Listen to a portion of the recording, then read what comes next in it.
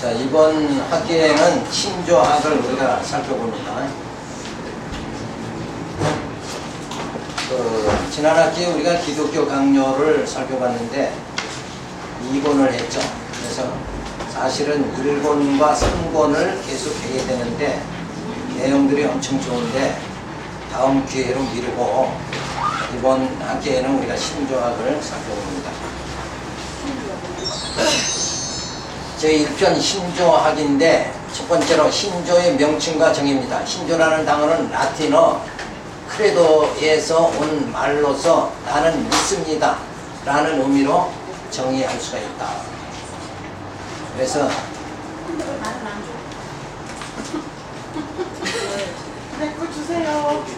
자, 신조의 기원을 두 번째 보면 우리는 사람을 기독교회의 이론으로 받아들일 때 신조를 고백하게 하여 신앙의 같음을 확인하고자 하므로 신조가 만들어지게 된 것이다. 왜 그러냐면 교파가 많죠. 믿는 사람이 많으니까 침례교는 침례교 교리가 있고 장로교는 장로교 교리가 있고 루터교는 루터교 교리가 있고 또 가톨릭은 가톨릭 교리가 있고, 그러니까 거기에 모인 사람들은 우리가 신앙생활을 이렇게 한다. 그게 모양들이 다 다른 거예요. 가톨릭의 교리를 따라서 가톨릭 신자들은 그 신앙생활을 하는 거예요. 그러니까 고백성사, 그러면 가톨릭 신자는 다 고백성사하죠. 근데 우리 장로교는 고백성사가 없어요. 우리는 그 교리와 그 신앙이 아니란 말이에요.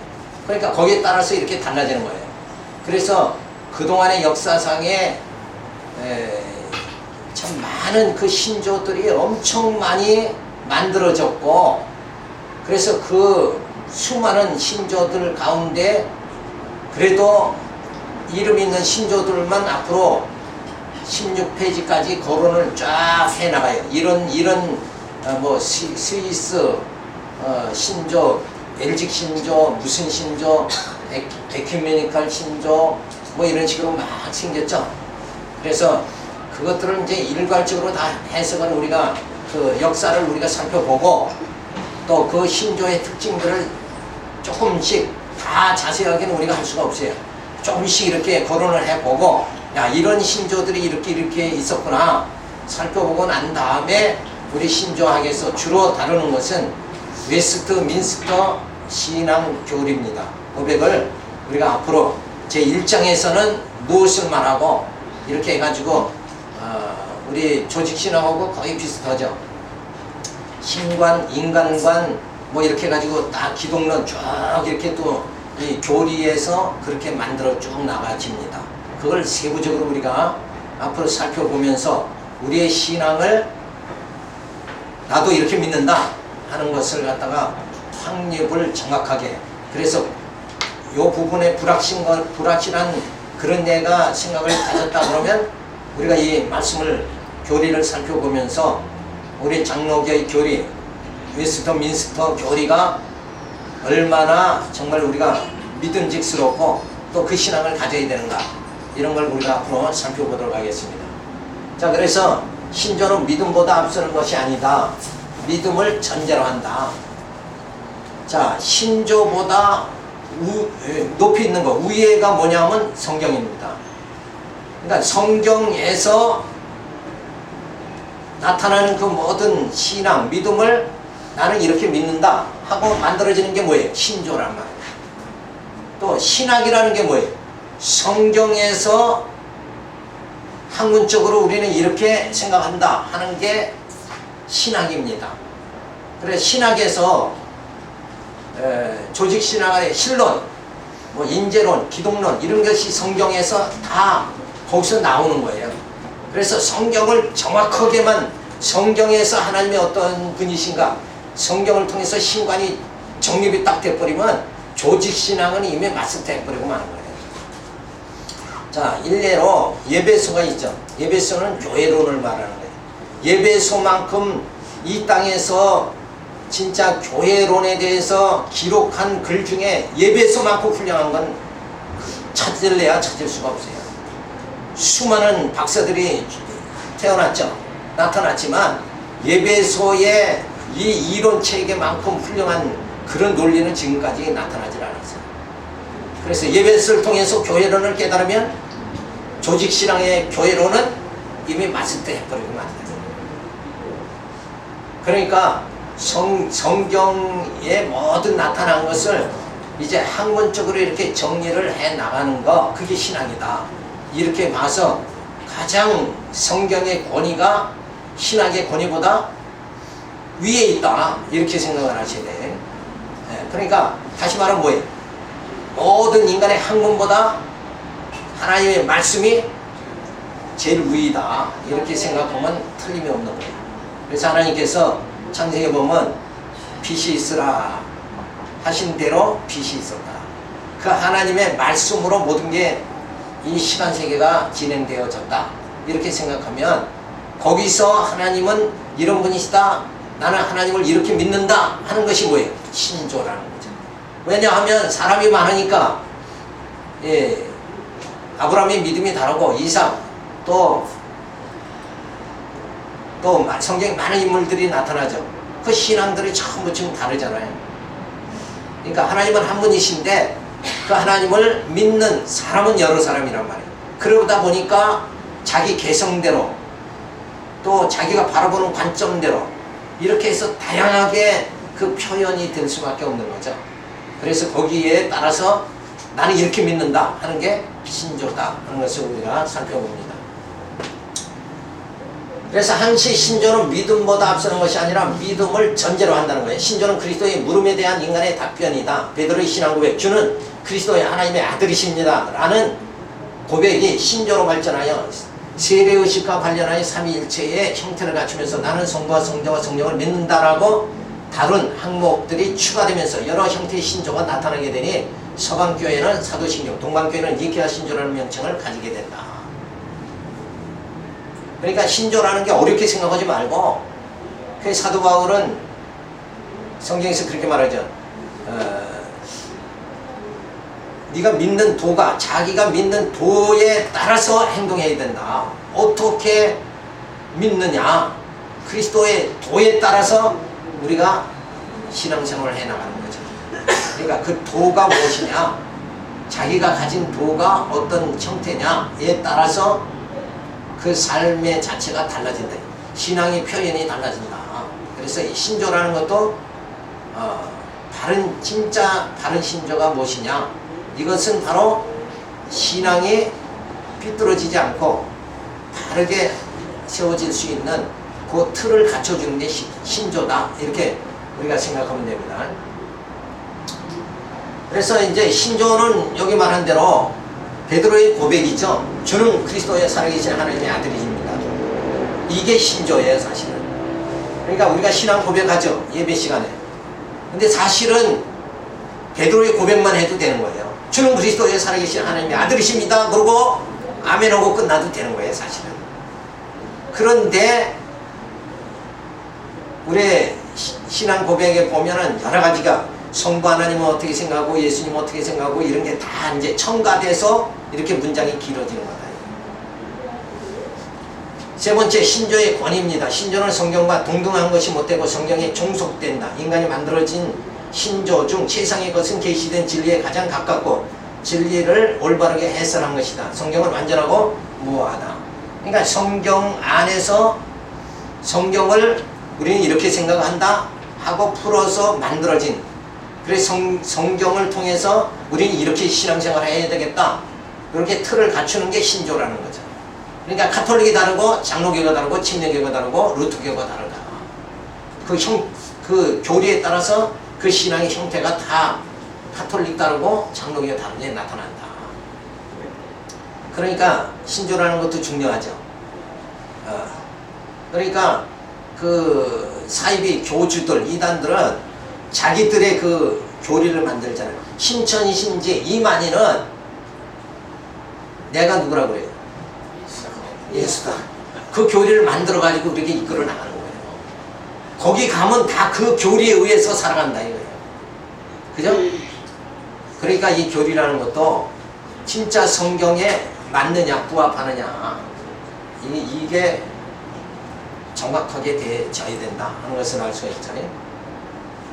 신조의 가치와 용도입니다. 기독교의 진리 체계의 해석, 신앙 정통의 기준, 이단 압력에서 결합의 동의, 거짓 믿음에서 진리 변증, 불신 세계에 대한 신앙의 공개적 증거, 기독교 공동체 의식의 형성, 예배 중에 공동 신앙 고백, 종교 교육의 지침, 성경 교훈의 요양, 새로운 확신의 창조 등의 가치와 용도가 있다. 그래서 이 신조도 상당히 참 우리가 중요시해야 된다. 이렇게 우리가 가치가 분명히 있다. 그러니까 이번 학기 신조 우리가 살펴보는 것도 가치가 있는 것이다. 결론은 그 말씀이에요. 그래서 신조란 신조, 내가 믿는 거죠. 굳게 믿어 지키고 있는 생각, 이게 바로 신조다. 그러니까 무신론자는 하나님이 없다 하고 믿는 게 그게 자기들 신조인 거예요. 우리는 하나님은 살아 계신다 하고 믿는 게 우리의 신조라는 거예요. 나는 믿는다. 주는 그리스도의 하나님의 아들이십니다 하고 믿는 게 바로 신조다. 그러면 오늘 신조 다 배운 거예요, 사실. 그런데 이 신조라는 것은 성경에 종속된다. 성경에 속한 거지 성경보다 우월한 건 아니다. 또 이 신조를 통해서 성경을 보면 안 된다. 그죠? 신조를 통해 가지고 살아가는 게 우리 신앙생활하는 게 아니라 원래는 뭐예요? 말씀에 의해서 살아가야죠. 성경에 의해서 살아가는 거다. 신조는 요 성경을 실제 우리가 믿는 건 이거다 하고 좀 더 구체적으로 밝힌 것 뿐이다. 그래서 성경에 보면 장로의 유전이 있죠. 하나님 말씀보다 장로의 유전을 더 따랐단 말이에요. 그러면 안 되죠. 그래서 손을 씻어야 된다. 왜 당신 제자들은 손을 안 씻습니까? 그러니까 예수님이 뭐라고 그랬죠? 사람이 입으로 들어가는 것이 사람을 더럽게 하는 게 아니라 속에서 나오는 게 더 추악한 것이다. 자, 그러니까 성경에 종속된다 하는 것을 염두에 두셔야 됩니다. 그래서 다음에 이 신조를 통해서 뭐예요? 신앙 공동체가 형성된다.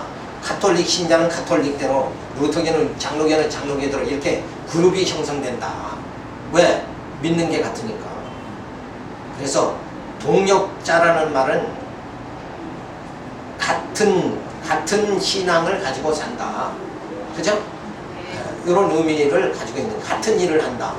뜻이 같으니까. 그래서 이 신조를 통해서 이단과 투쟁하게 되는 거예요. 자, 그건 아니다. 이렇게 우리가 이 신조를, 그래서 이 신조가 만들어지는 과정 속에서도 많은 피 흘림의 사건들이 주어졌다. 역사상. 신조에 어긋나면 사형시켜버리는 거예요. 근데 우리는 지금 편안하게 이게 신조인가 뭔가 이렇게 아주 옆집에 동네 아저씨 보듯이 이렇게 하지만은 실제 이게 엄청난 사건들이 주어져 가지고 웨스트민스터 그 신앙 고백서가 신조가 나타나게 됐다. 그건 이제 앞으로 역사를 우리가 어떻게 정말 이런 신조들이 나타나게 됐는가. 그래서 우리의 신앙이라는 것이 오늘 정말 그 개혁 신앙자들의 피 흘림과 칼빈의 그 투쟁과 루터의 투쟁을 통해서 우리가 오늘 개신교의 신앙이 세워지게 됐다. 그래서 땀 흘리지 않고 이루어지는 건 아무것도 없어요. 피 흘림이 없이 이루어진 건 아무것도 없다.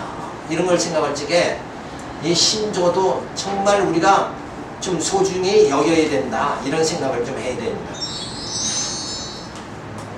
그래서 다섯 번째 신조의 분류입니다. 고대 공교회 시대의 에큐메니컬 신조들은, 이 신조들은 주로 성부와 성자에 대한 정통교리 또는 성령과 성육신에 대한 교의들을 진술하고 있다. 후대 신조들이 이것들로부터 발전되어 나왔다.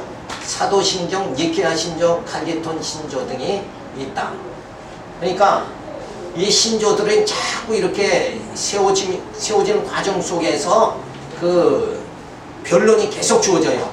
왜냐하면 이게 하나님 어떻게 생각하느냐, 성경은 어떻게 생각하냐, 예수는 어떻게 생각하느냐, 요런 그 기독론을 정립하면서 신조가 또 정확한 신조가 나타나고 이렇게 되는 거예요. 그래서 우리 하나님은 삼위일체 하나님이죠. 삼위일체 교리가 어떻게 해서 이렇게 신조를 통해서 이렇게 또 정립이 쫙 돼 나가는가, 이런 사건들이 주어지게 되어집니다. 그래서 헬라 혹은 동방 정교회의 신조들, 그러니까 이 신조들은 교회 전통의 권위 인정, 성모 마리아, 성인, 성상, 유물의 숭배, 교회의 무호성, 그리고 성직자의 가르침이 무호를 주장, 믿음과 행위에 의한 구원, 칠성례, 세례, 견신례, 만찬, 참회, 성자, 혼배, 관유를 주장한다. 여기 어디 거예요 지금? 카톨릭이죠. 네, 카톨릭의 신조가 이렇게 해서 만들어진다. 그래서 이게 신조라는 것이, 이 신조가 만들어지는데 어디를 떠나면 안 돼요. 성경을 떠나면 안 되는데, 이 성경에도 없는 것들을 막 만들어 버린다 이게. 이게 성직자의 가르침의 무호, 교회의 무호성, 뭐 이런 거기다 자꾸 이렇게 사상을 추가를 자꾸 시키죠. 그러니까 이런 모든 참회, 만찬, 견신례, 뭐 이 칠성례는 우리 장로교에서 인정을 안 하죠. 이런 것들이 신조로 등장하게 된다. 그러면서 세 번째, 로마 교회의 신조들은 어떤가? 동방 정교회의 신조들을 공동적으로 사용하며 특히 교황 무엇을 공식함으로써 가톨릭 신앙 헌장을 체계화시킨 신조이므로 오직 믿음으로만 의롭다함을 받는다고 하는 종교 개혁자들에게 정죄를 받게 되어지는 점. 그러니까 교황 무엇을, 교황은 흠이 없다, 완전하다, 이렇게 말하는 거죠. 근데 오직 성경에는 누구만 온전해요? 예수님만 온전하죠. 그죠? 예수님은 죄가 없으신 분이고, 그죠? 그런데 예수님이 죄인이 되신 건 우리의 죄를 짊어지셨기 때문에 그렇다. 그런데 교황도 여기는 무엇을 얘기를 한단 말이에요. 이렇게 해서 가톨릭 신조가 그게 이제 처음에는 이제 로마 교회 신조가 결국은 이제 나중에 가톨릭 교회 신조가 돼버리고 마는 거죠. 그러니까 로마 교회에서부터 그 신조에 의해서 가톨릭이 점점 이제 왕성하게 되어지는 거예요. 그래서 네 번째는 복음적인 프로테스탄 교회의 신조들을 보면 종교 개혁으로부터 개신교회는 두 파로 나뉘어 루터파는 루터에게서, 개혁파는 칼빈에게서 특색을 얻는다. 루터파의 신앙 고백서는 아우구스부르크 루터가 쓴 대요리 문답과 소요리 문답, 슈말칼트 신조, 협파 신조, 뭐 이런 내용들이 있어요. 그러니까 협파 신조라는 그 명칭이, 그런 신조가 있는데 그 내용은 뭐 대략 이제 우리가 개신교하고 좀 거리가 멀죠. 이렇게 하고, 그리고 칼빈파는 제2 스위스 고백서, 하이델베르크 요리문답, 영국 교회의 39개조 도르트 회의의 신경들이 나타나게 되는 거예요. 자, 이렇게 칼빈에 의한 교리도 이런 스위스 고백서, 하이델베르크 요리문답 이런 걸 통해서 나중에 이제 집약이 돼버리고 마는 거죠. 그냥 대략 이런 게 있다, 그렇게 생각하면 돼요. 너무 신조를 생각하지 말고, 옛날에 과거 신조라는 게 그렇게 형성되고 그런 내용들이 있었고, 이런 것만 생각하면서 나중에 이제 17페이지 들어가면서 웨스트민스터 신앙 고백서에서는 하나님을 어떻게 생각하고 성경을 어떻게 생각하고 하는 그 교리, 신조가 쫙 나열되면 우리가 거기서 이제 확인하면 되는 거잖아요. 자, 그래서 신조라는 것은 에큐메니칼 신조, 이게 바로 사도신경과 기독교 신앙의 요약의 말씀과 일치하죠. 사도신경. 니케아 신조, 사도신경을 기초로 작성되었고 기독론을 입증을 했습니다. 그러니까 사도신경에서 기독론을 더 추가를 시킨 거죠. 그 다음에 칼게톤 신조가 등장하죠. 니케아 신조를 따르며 기독론을 재정립해서 또 신조를 보충해서 만든 게 바로 칼게톤 신조다. 그러니까 원뿌리는 사도신경인데 조금씩 발전을 시켜서 교리가 확증되는 거죠. 그 다음에는 아다나우시우스 신조입니다. 칼케톤 신조를 따르면서 삼위일체를 증거해 주는 거예요. 이때 가서야 이제 삼위일체에 대한 교리가 신조가 이제 등장하게 되어집니다. 그래서 이제 대략 건전한 우리가 믿을 수 있는 건 이제 에큐메니칼 신조다 이렇게 보면 돼요. 그런데 이제 동방 정교회의 신조가 있는데 이것은 교회의 권위 주장, 성모 마리아, 성상 숭배, 칠성례, 세례, 견신의 만찬, 참회, 성자, 혼배, 관요. 요거를 이제 주장을 내용을 놓아가지고 만든 신조가 이 동방교회 신조다. 그러니까 에큐메니칼 신조에 없는 것들이 여기 다 등장해 버렸죠. 그래서 이제 하나의 그 교회가 교권화가 돼버리고 마는 거예요. 그래서 정말 교황의 권위가 성경의 권위보다 높아지는 이런 관계가 이제 이때 이렇게 신조로 등장하게 된대요. 그러니까 모여가지고 뭐 우리는 이거다 하고 막 이렇게 뭘 만드는 거, 파당겨서 만드는 거죠. 결국 따지고 보면. 그런데 이런 데에 지금 현대 카톨릭 신자들이 많이 지금 거기에 들어가 있다는 거죠. 그러니까 진리 가운데 살 사람은 하나님이 이미 발걸음을 또 인도해 주시는 거고, 속아서 사는 사람은 가서 칠성례 하면서 속으면서 살아가는 거고. 그러니까 얼마나 감사해요. 속지 않고 사니까 이거 얼마나 감사해요. 내가 똑똑해서가 아니라 하나님이 나를 지금 이리로 인도를 해주셨다. 이 신학교를 인도해 주셔서 바로 말씀을 깨닫게 됐다. 여기에 감사와 하나님께 찬양을 드려야 되잖아요. 그렇지 않으면 어디로 갔어요? 요로 갔으면은 지금 이 칠성례 하면서 고달픈 생활을 하는 거거든요. 그러니까 행복하게 생각하셔야 돼요. 야, 나는 진짜 저쪽 안 간 게 진짜 대단히 행복하다. 그러니까 감사할 일이 범사에 감사해야 돼요. 모든 게 감사해요. 자, 로마교회 신조는 뭐냐면 동방교회의 신조들을 공동으로 사용하면서 교황 무엇을 주장하여 정죄를 받게 되죠. 그러니까 동방정교회에서 한술 더 떠가지고 이제 교황의 무엇을 갖다 주장하면서 신조를 만들어버려요. 그 다음에 프로테스탄트 교회 신조입니다. 루터파는 아우구스부르크 고백서, 루터의 대소리, 문답, 슈말, 칼트 신조, 협파 신조.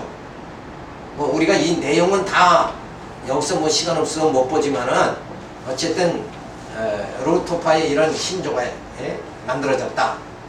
그 다음에 칼빈파, 스위스 고백서, 하이델베르크 요리문답, 영국 교회의 39개조, 토르토 회의 신경, 민스터 신앙 고백서를 통해서 칼빈파의 신조가 만들어졌다.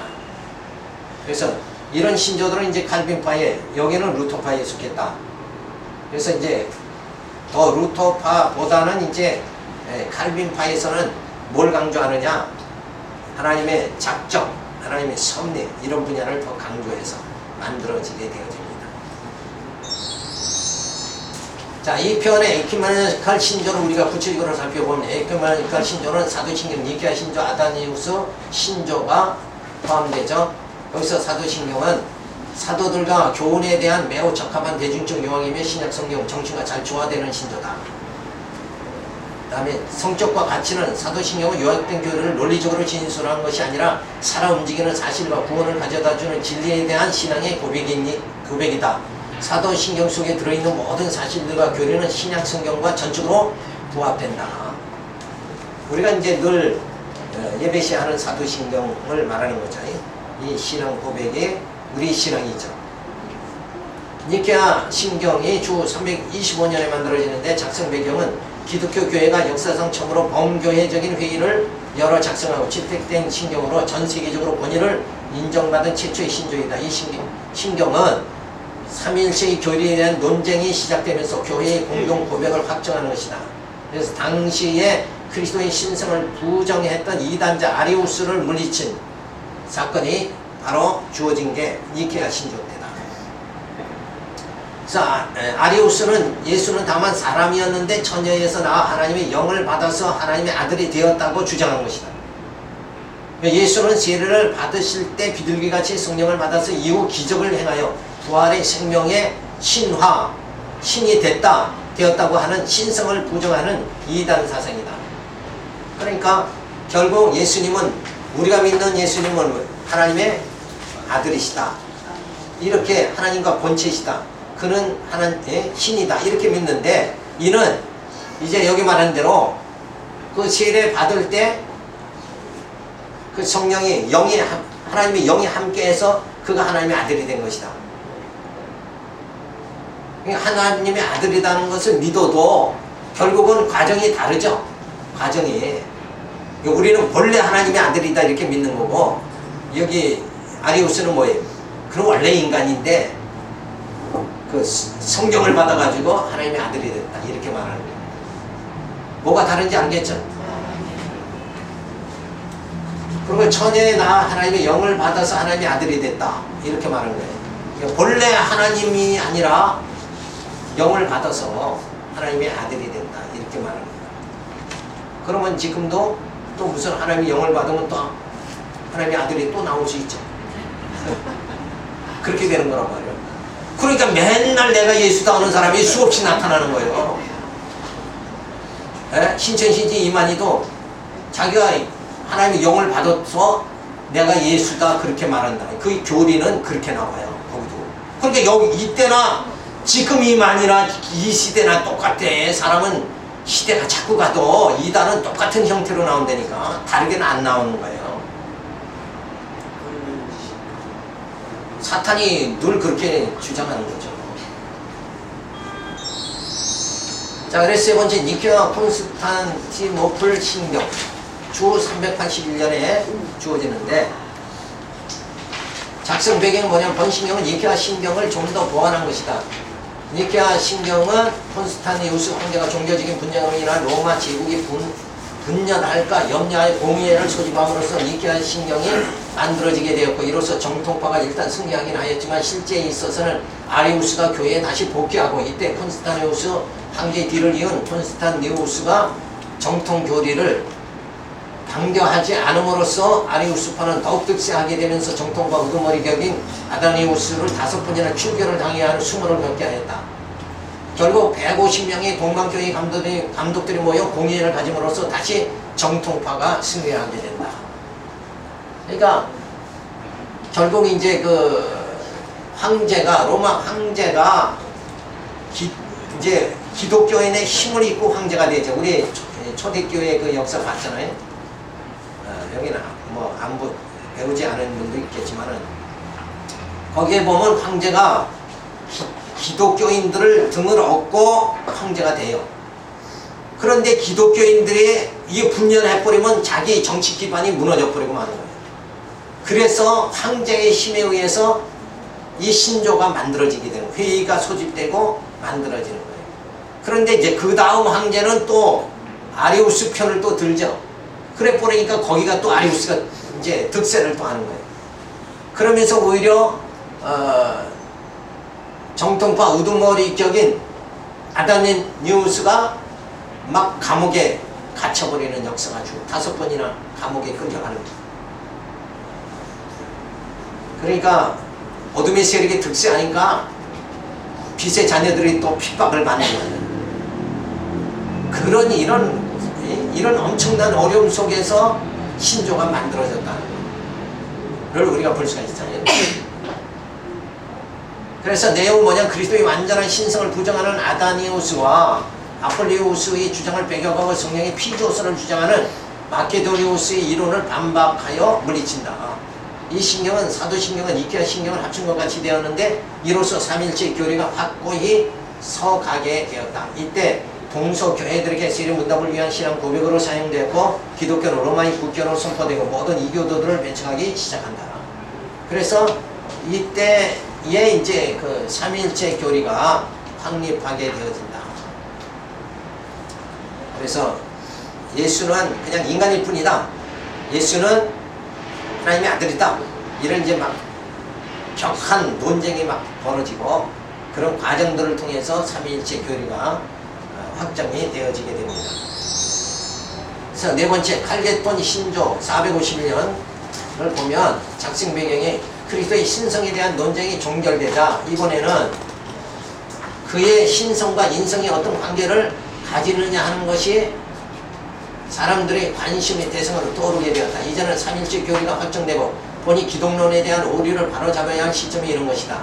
당시에 네스토리우스는 그리스도의 신성과 인성에 대하여 주장하기를 마리아에게서 나신 이는 사람이지 로고스가 아니라고 하였으며 정죄받아 추방을 당하게 된다.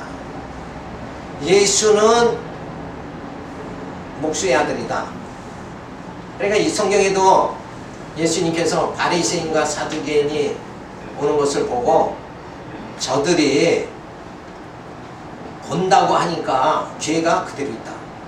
이런 말을 하죠. 예수님이 하신 말씀이죠. 그러니까 예수를 그때 바리새인과 사두개인들은 예수를 어떻게 봤어요? 목수의 아들로 보니까 죄사함을 받지 못해서 본다고 하니까 죄가 있는 거고, 근데 제자들은 뭐예요? 예수를 하나님의 아들로 보니까 속죄죄로 보니까 예수님에 의해서 뭐예요? 죄사함 받게 되어지니까 저들의 죄는 다 사함 받게 되어지는 거예요. 그 말씀을 생각하면 이 신조 형성에서 기독론에 대한 걸 이해가 되죠. 그러니까 예수를 어떻게 보느냐? 목수의 아들, 인간으로 보느냐? 아니면 하나님의 아들로 보느냐? 신성이냐? 인성이냐? 이런 격한 싸움이 주어지게 되어집니다. 그래서 당시 네스토리우스는 그리스도의 신성과 인성에 대해 주장하기를 이제 여기 다 봤죠. 그래서 그리스도의 삼위일체 하나님 신론에 대해서 완성이 되니까 기독론에 대해서 이제 막 투쟁이 주어지는 거예요. 그 다음에 여섯 번째, 아다니우스 신경이 500년에 만들어지는데 작성 배경은 아다니우스는 알렉산드리아의 감독으로 그리스도의 신성과 삼위일체 교리를 가장 두드러지게 수호함으로써 승리의 발판을 만든 인물이기도 하다. 첫 부분은 삼위일체의 교리를 진술하고 있으며 두 번째 부분은 성육신과 두 가지 본성에 대한 교리를 다루고 있다. 이 신경은 사도신경이나 이편 신경보다 더 분명하고 쎄쎄하며 신학적 진전이 엿보이기는 하지만 다른 두 신경이 지닌 자연스러운 가운데의 단순성이나 장엄함은 지니지 못한다고 한다. 또한 특징적으로 볼 때 평화롭지 못한 논쟁적 분위기가 연출되고 있는데 정통 교회의 교리를 믿어야 한 구원이 있고 이 신앙에 반대하는 자는 영원히 멸망한다는 강한 문구와 엄숙한 선언이 독특한 면으로 작용한다. 결국 이제 주장은 바르게 세워지는데 이 신조를 안 믿는 자는 다 처형해버린 거예요. 다 죽는다. 이렇게 아주 그냥 신조가 무섭게 등장하는 거죠. 그러니까 신조가 결국 이 정도 상태 가면은 신조가 뭐보다 위에 올라가는 거예요. 성경보다 위에 올라가 버리고 마는 거예요. 성경은 뭐예요? 하나님 은혜와 사랑이 듬뿍 들어있는데 이 신조에는 이 사람이 만든 신조는 그냥 막 살벌한 거죠. 살벌한 거. 공포감을 줘서. 그러니까 어떤 사람들은 종말론 가르치면서 요한계시록 가르치면 막 그냥 공포감에 몰아넣잖아요. 근데 요한계시록은 그렇게 그러려고 주신 거 아니에요. 자, 그 초대교회 때 사도들은 다 붙잡혀서 자꾸 죽지. 그리고 남은 사람들은 지금 과연 어떻게 되겠는가? 이런 그 절망 가운데 있을 때 하나님께서 사도 요한에게 계시를 주시는 거예요. 이런 상황에서 뭐예요? 요한계시록의 구원의 소망이죠. 그렇게 주신 거예요.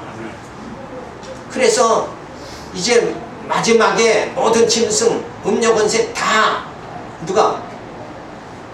예수님께서 철저 권세를 다 무너지게 만들고 하나님의 나라가 이루어진다. 그 신령한 하나님의 나라, 그 절박한 진짜 앞으로 내세에 어떻게 될까? 사도들은 다 믿음 있는 자는 다 잡혀가서 죽어버리지. 과연 우리 죽으면 과연 어떻게 되겠는가? 그럴 때 요한계시록을 주신 거예요. 그 배경을 잊어버리면은 요한계시록은 계속 그냥 공포감에 사로잡혀 버리고 가는 거예요. 그게 절대 아니다는 거예요.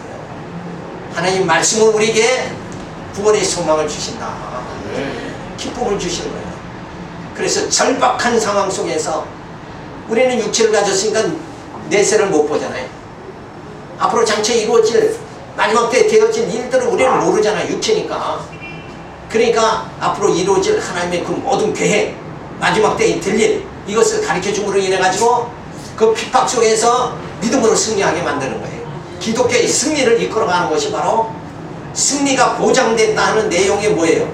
요한계시록의 내용이다. 근데 뭐 거기서 입맞지 않으면 다 그냥 다 죽는 것 같이 생각하고 666수 그러면 그냥 막 이건 뭐 공포에 떨게 만들고 그게 아니에요. 그죠? 이미 우리는 언제 구원받았어요? 구원받은 날짜가 언제입니까? 구원받으리 그러죠. 당신 구원받은 날짜가 언제입니까? 언제예요? 내가 예수 믿을 때? 내가 주님을 영접할 때? 그때 그거 아니에요. 예배소를 봐야지. 예배소에 사도 바울이 창세전 그리스도 안에서 예정하사 그랬어요. 벌써 우리는 언제 하나님 백성 된 거예요? 창세전에 하나님 벌써 예정하셨어요. 그리고 예수 그리스도를 보내가지고 그때 택하셔 놓고 우리를 구원하기 위해서 예수 그리스도 보내서 우리의 죄를 다 사해 주시고 그 다음에 성령을 보내가지고 하나님 자녀다 인쳐 주시고 그리고 교회를 세워가지고 우리의 속사람이 새롭게 되어질 때 내가 거룩하니 너희도 거룩하라 하나님 말씀이 그대로 이루어지게 만들잖아요. 그리고 신령한 나라 부활의 몸으로 신령한 나라에 들어가게 만들어 주신다. 이게 언제서부터 시작된 거예요? 창세 때부터 이 땅을 창조하기 전부터 이미 하나님께서 나를 당신 자녀로 택해 주셨다. 그래서 구원파를 물리쳐야 되는 거예요. 그런데 속으면 안 돼요. 마치 뭐 거기 들어가야 구원받은 것 같이 이렇게 뭐라 하잖아요. 구원파는. 근데 이미 그 구원은 구원파에 들어가서 구원받는 게 아니라 하나님이 알곡과 쭉정에 이거 다 이미 정하신 거예요. 택자와 불택자. 그래서 장로의 교리에서 뭐예요? 예정론에서는 뭐예요? 두 가지? 선택과 유기. 교리를 우리는 배우잖아요. 그래서 그걸 또 불만하죠. 로마서에 보면 그럴 수 있습니까? 그러니까 사도 바울이 통일장이가 귀한 그릇을 만들든 천한 그릇을 만들든 누구 마음대로요? 통일장의 마음이 아니냐. 하나님께서 구원받을 자와 불택자. 그러니까 역사에도 쫙 보면 야곱은 택한 자죠. 에서는 불택자예요. 그걸 어떻게 말씀을 해요? 성경에는 하나님께서 리브가에 모태에 있을 때 어머니 모태에 있을 때 내가 야곱은 사랑하고 에서는 내가 미워한다. 태어나기도 전에 우리가 구원이 내 행위에 있는 건 아니란 말이에요. 이미 뱃속에 있을 때 누굴 사랑했어요? 야곱을 사랑했으니까 야곱이 형을 속여서 팥죽한 그렇게 장자의 명분을 사는 것도 도덕과 윤리 개념에는 야곱은 죽일 놈이잖아요. 우리가 봤을 때. 그 저런 자를 어떻게 구원의 원줄기가 되게 만들어 주시냐. 이게. 그의 후손에서 예수가 오시게 만드느냐. 이건 인간 이성으로 납득할 수가 없죠. 근데 하나님 원래 행위를 보지 않으세요. 우리 행위로라면 1000번 만번 돌에 맞아 죽어야 돼요. 그렇죠? 팥죽한 건 그게 그런 죄가 문제가 아니야. 우리는 그보다 더한 죄를 막 짓고 살아가는 거예요. 게임 자체가 안 돼요. 그래서 하나님은 사람을 외모로 취하지 않으시고 그 중심을 보시는 거예요. 하나님이 사랑하는 당신 자녀 삼아주셨고 그래서 양은 목자의 음성을 듣죠. 그래서 듣는 거예요. 내가 잘나서 예수 믿는 게 아니라 하나님이 정하신 대로 이렇게 이 신학교까지 오게 만드신 게 그게 내 마음대로 되는 게 아니라 하나님이 이끌어 주신 것이다. 이렇게 생각하면 이게 은혜잖아요. 그렇죠? 그러니까 늘 기쁘죠. 하나님이 나를 눈동자처럼 사랑하신다 하는 말씀이 그대로 깨달아지는 거예요. 그러니까 행복한 거죠. 예수 믿는 게 얼마나 즐겁고 행복한 거냐. 이 기쁨을 세상 기쁨, 돈 모으는 거 그 기쁨보다 예수 믿는 기쁨이 더 진짜 영원하다. 그거를 깨닫게 만드는 거예요. 그게 중요하죠. 자, 어쨌든 이렇게 작성이 됐고, 그 다음에 로마 교회의 신조로 우리가 보면 그동안 삼일체와 기독론에 대한 기본 교리가 확정되고, 나자 이제는 자연히 예배에 적용되는 실제적인 문제들, 즉 성상이라는 건 뭐예요?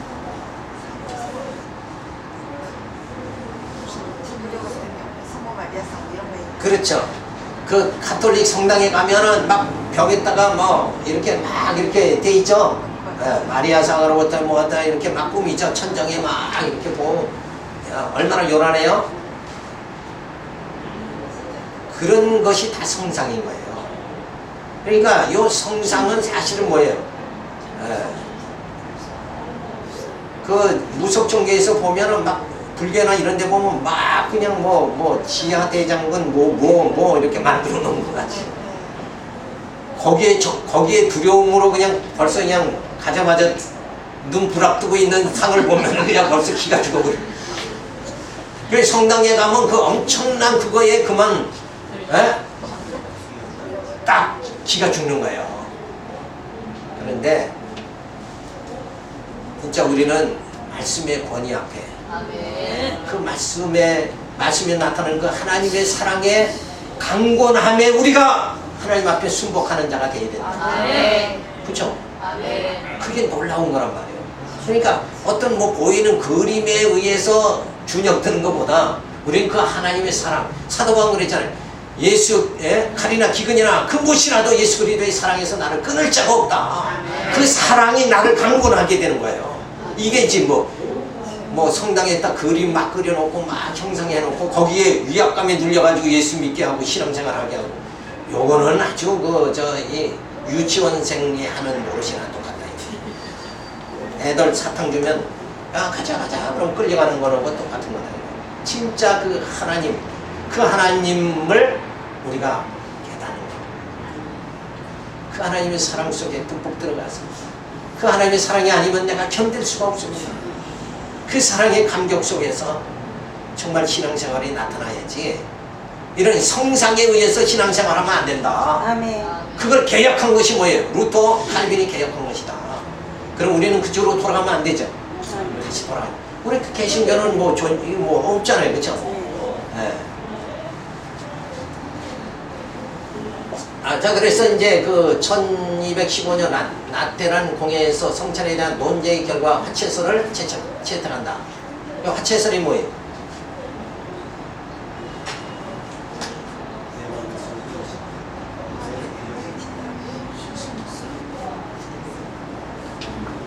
우리 포도주와 떡을 띠잖아요. 화채설은 뭐냐면 그 떡을 먹는 게, 그 떡이 뭐예요? 떡과 피가 누굴 상징하는 거예요? 예수님이죠.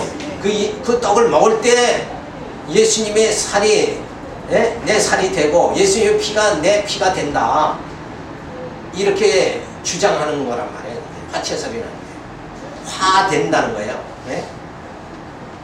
근데 떡은 떡이고 포도주는 포도주지. 다만 우리는 뭘 믿어요? 나를 위해서 예수님이 살이 찢기워지셨고, 나를 위해서, 내 죄를 위해서 예수님이 피 흘리셨다. 그래서 그 주님의 사랑의 감격 속에 그 주님을 기념하는 거잖아요. 기념설이 우리의 화채설이 아니라 우리는 장로교는 기념설이에요. 기억하는 거예요. 그러면서 내 신앙을 다시 재점검해서 내가 조금이라도 정말 신앙생활이 소홀히 했다면 바른 길로 나가는 거죠. 다시 한번 심기일전해서 정말 신앙의 자세를, 내 마음을 다시 마음을 단장하는 거, 그게 더 중요한 건데, 그거 뭐 피가 됐다 살이 됐다 그러고 나가가지고는 술 먹고 담배 먹고 다 하는 거라. 그러니까 술 먹으니까 술꾼 되는 거고 아니 예수님이 몸인데 금방 술 먹어서 술꾼 만들어 버리면 어떡해. 이거 곤란한 거지. 곤란 안 해요? 곤란해.